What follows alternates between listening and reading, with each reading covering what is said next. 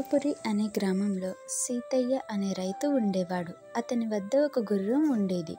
దానిని సీతయ్య మంచిగా చూసుకునేవాడు. మంచి ఆహారం పెట్టేవాడు. దానితో పొలం పనులు చేయించేవాడు.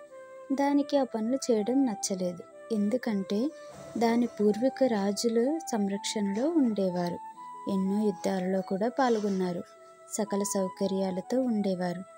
అది మనసులో నేను మాత్రం ఇక్కడ బానిసలాగా బతకాల్సి వస్తుంది అని బాధపడేది. ఇక్కడి నుండి వెళ్ళిపోవాలి అని అనుకుంటూ ఉండేది. ఒకరోజు రాత్రి దొంగ సీతయ్య ఇంటికి దొంగతనానికి వచ్చాడు. ఆ సమయంలో అతడు గాఢ నిద్రలో ఉన్నాడు.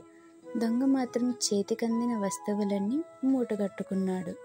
జరుగుతున్నదంతా గుర్రం చూస్తున్నది. కానీ యజమానిని మాత్రం అప్రమత్తం చేయలేదు. తన పని ముగించుకొని వెళ్తున్న దొంగను, అయ్యా, అదే చేత్తో నా కట్లు విప్పండి అని బ్రతిమలాడింది గుర్రం. నీ కట్లు విప్పితే నాకేంటి లాభం అన్నాడు ఆ దొంగ.